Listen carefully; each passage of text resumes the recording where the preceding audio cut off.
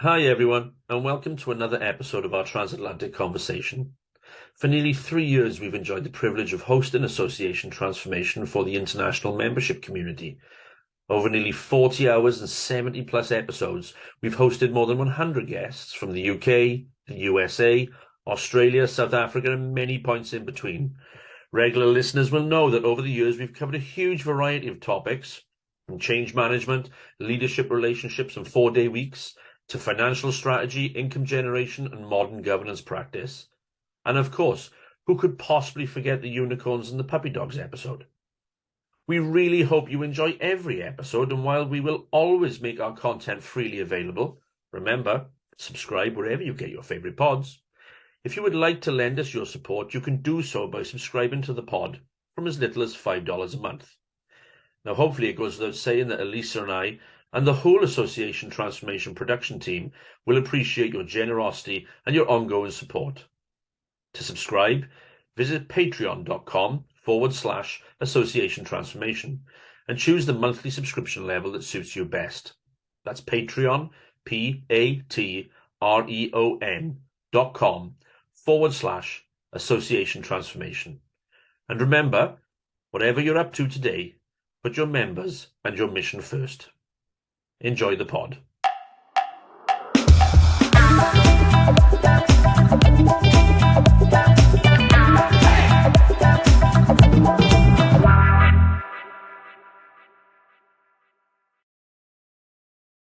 Well, hello, and welcome to this episode of Association Transformation. I am Elisa Pratt with Brewer Pratt Solutions. Hello, Mr. Andrew Chamberlain. How are you? I'm very good, thank you. Very good. I'm enjoying this beautiful spring day in the UK. I'm just back from Minnesota, where it was something like 20 degrees and 10 foot of snow. So it is a joy to be back in the balmy climes of the UK. Wow. And that's not usually your story. Usually you guys are shivering and freezing and overcast and... Oh, well, it is. I am shivering and freezing and overcast, but compared to 10 foot of snow, it is balmy. Oh, good times. Look at us talking about the weather. Look like at old us with friends, our little normal chit chat. When they've got nothing else to talk about, that's what we talk about now, isn't it? But there's everything to talk about. I'm very excited about our guest today. Someone I have heard of. She's almost mythical in her presence within the nonprofit space. So I'm very excited. This is a much more important than the weather type topic. So are you okay if we just jump right in, Andrew? Let's do it. I'm loving this. I'm so excited about this conversation. All right. So you're done complaining about Minnesota snow and all that. You're good? For now. Well, great. Well, then let's get to it. Maddie Grant is with us today. So excited between listservs and her podcast and her content and thought leadership. I'm so excited to have her with us. She is the culture designer and digital strategist for Propel. Maddie, thank you so much for joining us on Association Transformation. Thank you so much for having me. This is very exciting and mythical. Wow, I've never been called that before. Well, we believe in unicorns here on Association. So do I. And the nonprofit world has many, so we love to shine the spotlight. What else are you doing these days? I mean, we knocked on your door because we saw your recent article at the end of 2022 in the Association Evolve collection, and we're excited to follow up with you on that. But what else are you doing these days? Oh yeah, lots of interesting and exciting stuff. So I'm co-hosting a podcast called Empowering Workplaces. And I'm in the process with my partner, Jamie Notter, of writing our 4th book on culture change, which I'm sure we'll talk a little bit about.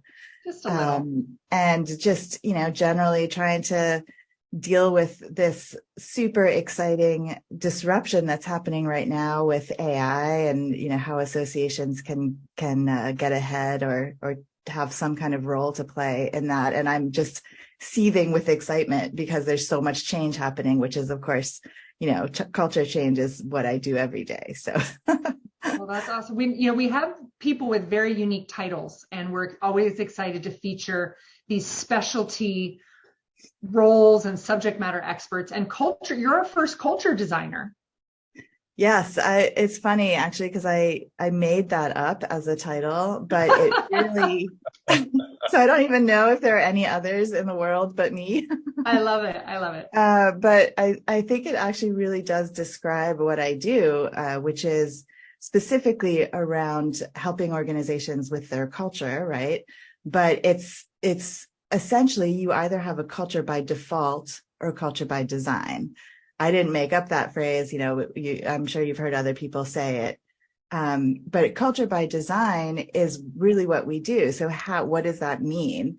Well, it means you have to pay attention to how you're describing your culture, and exactly how all kinds of different things, what we would call culture markers, kind of appear in your culture. Things like, how you collaborate, how you share information, all of those kinds of things.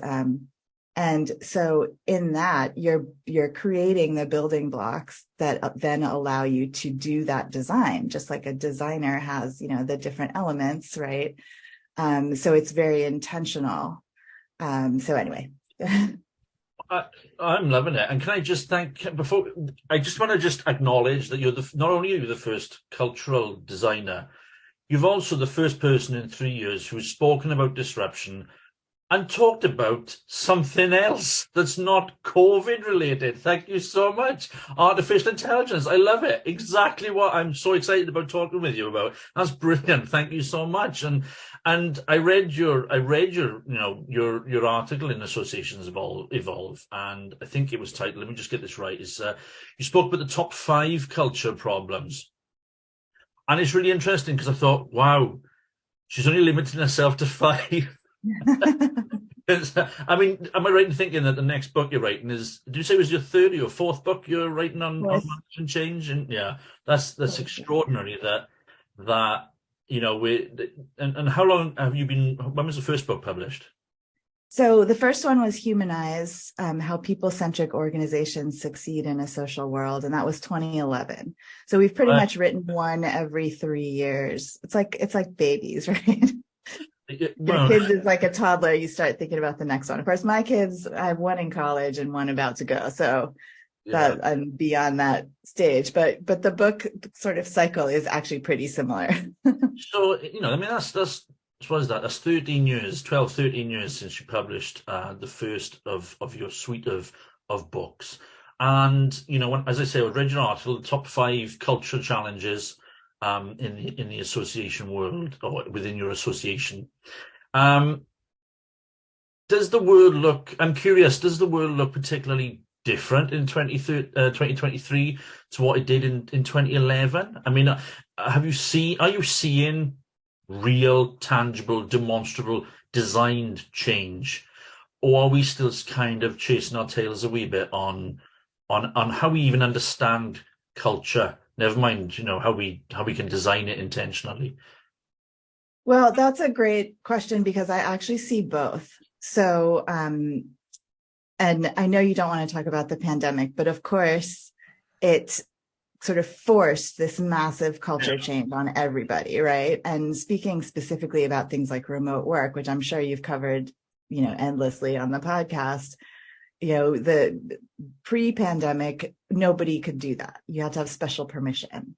Post-pandemic, it's now the argument, everybody's trying to get everybody back into the office, right? And that's elevated the culture conversation so much more because all of a sudden the things we were talking about back in 2011, which is that culture is important and employees care about culture, right? That has not changed.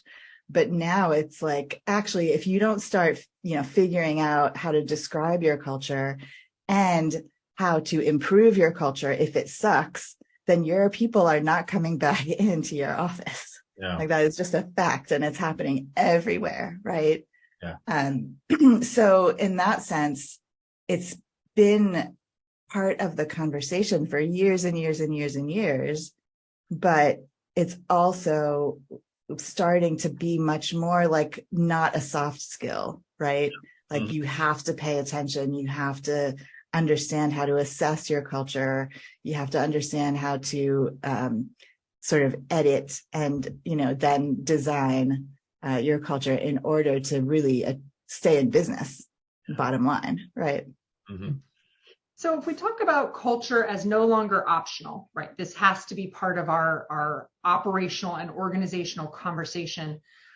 We put a lot of responsibility on the leadership, on the senior staff. What, especially in this new world of remote and wellness and balance, what responsibility do the staff have to contribute to and proactively shape? Or are they just kind of the end user, kind of consumer of the culture?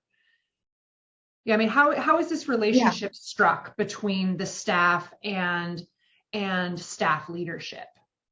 So everybody is part of the culture, but the big difference between leadership and everybody below is that leaders can actually sort of kill a culture really quickly by not acting in the way that they speak, right? Whereas employees, they're creating their own culture the whole entire time, regardless of what the leadership are saying is happening. If you have your posters on the wall and they're meaningless to employees, they're still going to be doing their work and, building their subcultures, which are, their departments or their teams or the people they hang out with or whatever. And so that is happening, like we say, by default, no matter what. So there's no place where somebody's just an observer of the culture. Like, you're always, whoever you are, you're an integral part of it. But the leadership is the group that sets the tone for the culture and the group that solidifies the culture. So I think it's very, very, very difficult, much as I hate to say this, to really create a great culture from the ground up if your boss is horrible. Wait a minute, but you said you're working on a new book and it's called Culture Change Made Easy. Yeah. You promise ease. You promise ease. Anyway, I'm teasing, but what's the low hanging fruit? If your article was the top 5, and what's the first? Yeah. So the reason we're writing about culture change made easy is that I think there's still a challenge where there's this perception that it's really hard and it's not well defined and it's woolly. And, maybe a lot of people already realize that the poster on the wall is completely meaningless and it's not just about core values, right? So the reason that we think it's easy is that in our experience, if you have a really good way to assess your own culture, and, of course, we have a culture assessment, we think ours is the best, blah, blah, blah, but that doesn't matter. It doesn't have to be our culture assessment. If you're a small organization, it just needs to be, people sitting in a room together, figuring out what do we want this culture to be and having kind of consensus around that. But taking that first step to assess your culture and then to figure out from there, is your culture setting you up for the right way to be in order to manage all of this disruption that's happening? That is the next step. I think, if I may, though, I think it's interesting because this is often the case when we talk about the membership world. It's often the case that we're talking about two interconnected but distinct realities. And one is the culture of the people who work for the organization as a business. So as a chief executive, I worked very, very hard to make sure that the individuals who worked for the association, we galvanized as a team, we understood our distinct roles and responsibilities and how we could work together effectively and to support one another. And the culture we built was around empowerment, communications, and to a degree autonomy, but with the ability to know that there was a support structure there. Now that culture isn't always necessarily what members expect from their organization. And members, often as volunteer leaders or as vociferous advocates for their particular membership entity, will have a different expectation and perception of the culture of the organization. And I think sometimes there's a challenge marrying the two together. Now, a lot of that And please tell me that I'm wrong, or if I'm wrong. But I think a lot of the time that's because there's just that simple kind of misunderstanding or a misalignment between members and staff, or volunteers and staff. But I do think that often one of the hurdles that we struggle as leaders, because we spoke about, leaders have that, they can make or break it. But Yeah. actually, leaders, I think, are juggling often um, these two, as I said, these two connected but distinct realities for the organization. Is that something that you recognize, or is that just, where I've kind of my own personal experience? No, I absolutely recognize that. I think what's interesting is that in actual fact, culture sort of, there's a gray area where it actually works in both ways. But specifically when it comes to volunteers. So in the association world, especially for smaller associations, but really every association has their councils and their committees and their board and groups of people who do work with the association. And so when the association is actively working on their internal staff culture, they can choose whether to include these volunteer groups as part of that exploration. And very often they do include them. And the flip side of that is that if you don't have a very good culture, as soon as you start working with volunteer groups, they see that. So if it's difficult to get anything done, if it's hard to collaborate with people outside of the remit, the staff person that you've been given to your committee, if there's weird communication challenges and there's too much red tape, for example, all of these classic culture roadblocks appear exactly the same way in your volunteer group. Now, what does not happen is people outside of these councils and committees and working groups don't see this. So you can still have a culture, a perception of culture that's very different for the wider industry, who may not see, the internal struggles that maybe committees are having. Mm-hmm. So it's up to the association to decide, are these volunteers really an extension of their staff, which very often they are, or are they more just open community, which is also fine. Yeah, but you sort of make that choice when you're thinking about your culture. Like, who do I involve? For example, if you're doing a culture assessment, and you're large enough that you can have breakdowns of different departments, right? Numbers of people, different departments, different genders, different generations, different tenure, all of that kind of stuff. You decide, do I want to include the board as a staff group? Do I want to include, these key committees as staff groups or not? And it's up to the association to decide. What would you recommend? It's really, so this is one of the really, really key things about our work, is that we believe that there's no ideal model for culture. So a lot of the traditional culture assessments out there are about, like, say, high performance teams, right? There's a way that a high performance team should work, and here's how you benchmark yourself against that model.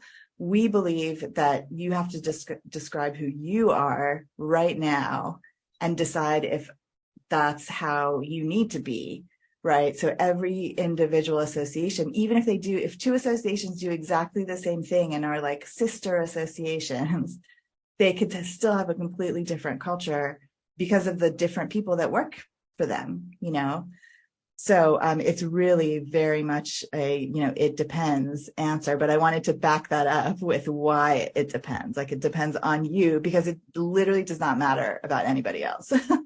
Well, and I love that flexibility in that breathing room. But as a leader, whether it's an executive director or a member of the board, that makes me nervous because I don't know how we then measure that moving target, if you will. What are for an organization that's just stepping into this or being forced into this because of an unhealthy culture, what are those measures of success? Is it simply staff retention? Is that How do you measure either that you have a culture problem in metrics, or measure success in a culture transition? Yeah, so there are lots of different metrics, but yes, retention is definitely a very prominent one. Your ability to attract the right talent is also, like, however you measure that. We worked with one association who actually was hiring for several sort of senior leadership roles, and they kept getting turned down.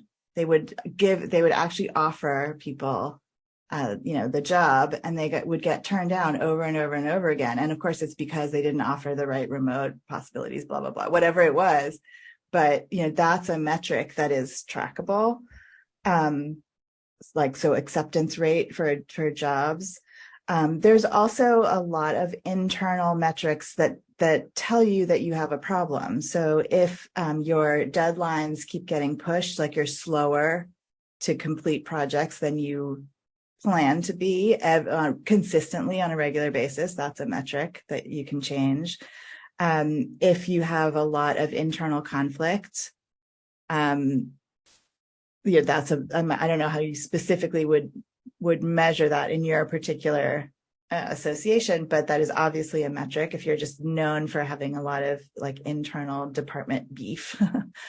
So there's a lot of excuse me, things like that. And it's really around the quickest way to describe it is what's slowing you down. Like, we call it roadblocks, right? Are you too slow? Do you have too much red tape? Are you do you have sort of communication issues? All of those kinds of things that people recognize very easily when you start asking.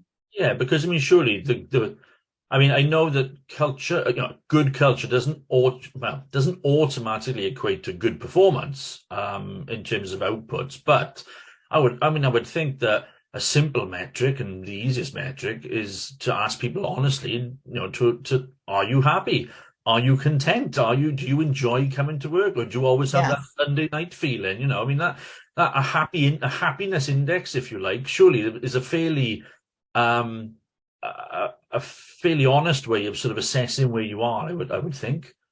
Well, absolutely. So we use the employee net promoter score as our one metric, which is exactly, would you recommend a colleague or friend to work here? So that is a simple engagement metric, but that's also the difference between engagement surveys and culture assessments. Is engagement surveys are all about how people feel about the culture in lots of specific ways. And there are many, many, many of those kinds of surveys that you can do to really, find out how people feel about working there. Definitely a really good metric. So one of the perennial headaches that I sort of come across is when I'm working with boards and senior executive is this I think misconception that the culture, too often we're dealing with culture changes because there's churn at board level. We've got a new president coming in, and they want things run in a particular way, and then that disrupts or undermines our culture. And so we stay away from it rather than deal with the perceived issue.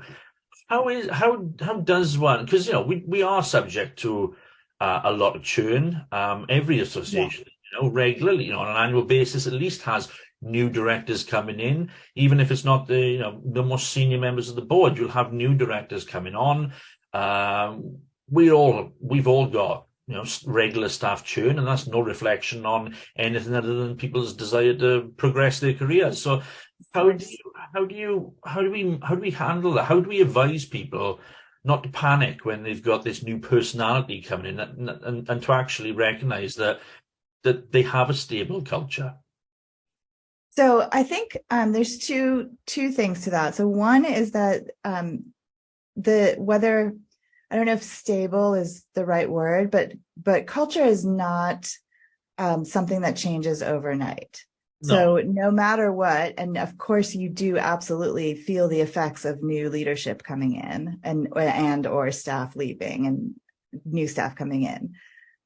All of those things evolve the culture, but there are core elements of your culture that will be sustaining.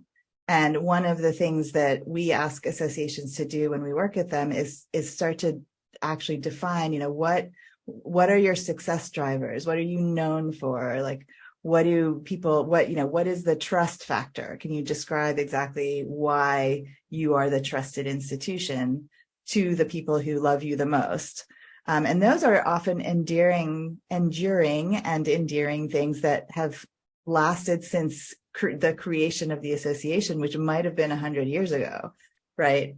So there are things that need to be kind of solidified, written down, that are part of who we are as an association.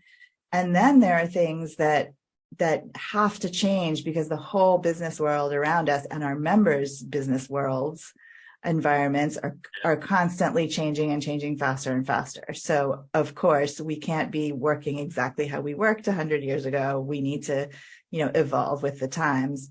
And that includes, different skill sets that new leaders bring in, different skill sets that new staff brings in, and those kinds of things. So it's sort of a both and. It's like a tree, right? The strongest, tallest trees have the deepest roots. So it goes both ways.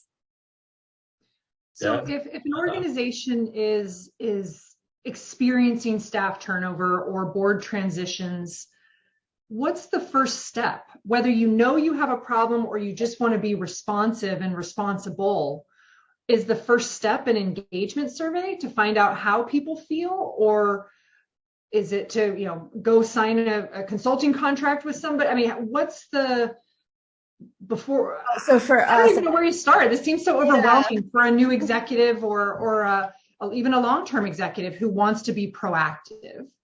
Yeah, no, this is a great, and this is a little self-serving, of course, because this is what I do. But the first step is a culture assessment, which is not the same as an engagement survey.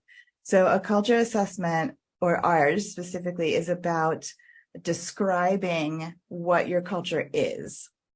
And so everybody knows what the challenges are, right? Because people are leaving because of it, right? This is not an unknown thing. But doing a culture assessment helps you actually put in non-dramatic words, very specific language, that this is how we collaborate. This is how information is shared. This is how we do inclusion.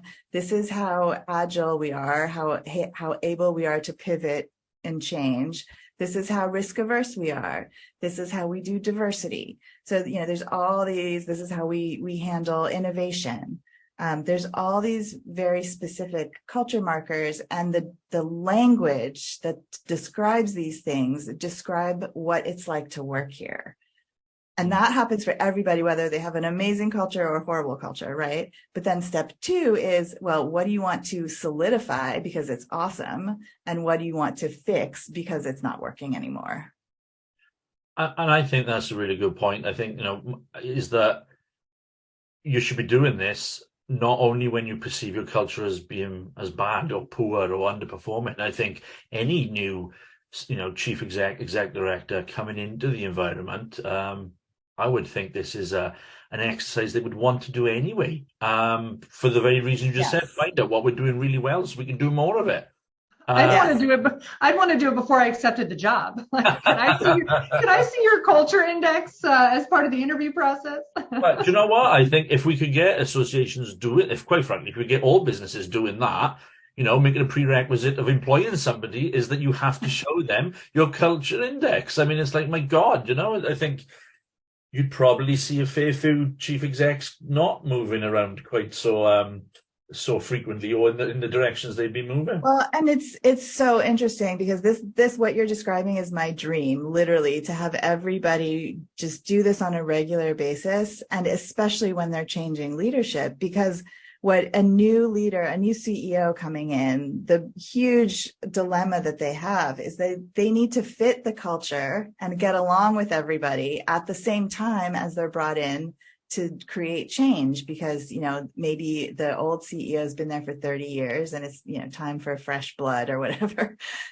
or there's some reason that the CEO left. And so, there's a reason why a new CEO is coming in. So either way, they have to juggle this kind of, really getting to know everybody in the organization and getting to really understand the culture just from a staff person's perspective, as well as being able to, over time, start to shift it towards the future.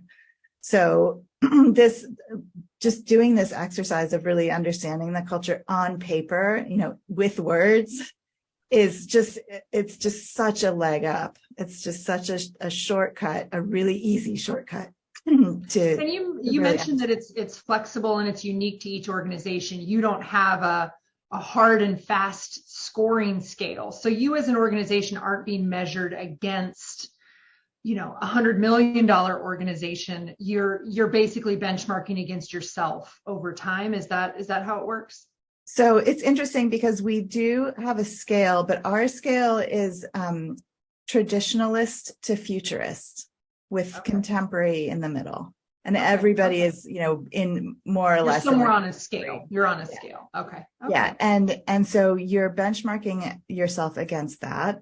The business world in general is moving towards futurist. However, there are many, many organizations that do need to be more traditional, which is like command and control, maybe more risk averse, like banks, for example. They shouldn't be all super innovative, everywhere, but there's definitely pockets of places where they can be innovative, like in, fintech and, new technologies and whatever. So there's every organization has some more traditional elements and some more futurist elements. And the key is just understanding, where you need to be on that sort of spectrum. And then the way we work is there's no need for an sort of annual check against the, last year. But what happens is your culture will change when there's a big change in your organization. So maybe you bring on 20 new staff. That would be a reason. New CEO, that would be a reason. Maybe you merge with another association, definitely a reason. So it's a pretty big change. I mean, the pandemic by itself was a big change. I think this whole advent of generative AI will be a very disruptive, and how people's culture looks right now compared to 2 years from now will be very different. It's the change part, or the transition from one state to another state, which is where you'd want to remeasure. But ours is really a snapshot in time. So it's not like an annual, every January you do this. You can if you want more money in my pocket, but it's not necessary. Well, what a perfect time for your newest book. You mentioned it's coming out in September, Culture Change Made Easy. We're excited to see that and see how it captures all of these new, culture markers and helps us prepare for some of these disruptive trends that are coming our way and will impact the nonprofit and association space. Maddie, thank you so much for making this whole culture change less scary, more plausible and approachable. We really appreciate your time today. Thank you so much. Thank you so much for having me. And it doesn't have to be scary. It really doesn't. It's just, you just need to start. That's it. I think looking, at us now, I can see between me and Elisa, whenever she's got those grand mahogany bookcases behind her, I can tell who the traditionalist and who the futurist is in our partnership. Wow. Thanks for pigeonholing me, Andrew, judging a book by its cover. But we are both contemporaries. No, I can't judge a book by its cover because you haven't got any books on the shelves that I can see. Get out of here. You're bringing Maddie into our dysfunction. And I think she didn't sign on for this. She didn't sign on for this. But this is an important conversation and one of disruption that thankfully isn't always about the pandemic, but I think we'll have much longer consequences and opportunities to help organizations who are willing to open their eyes and have these conversations and be authentic in their pursuit of and design of a culture that serves not only the staff, but to Andrew's point, the mission and the membership. So Maddie, thank you so much. We look forward to your book. We look forward to having you back. And we're excited to advance this kind of conversation here on association transformation. You can find our podcast wherever you get yours. Please make us one of your favorites. And until next time, put your members and your mission first.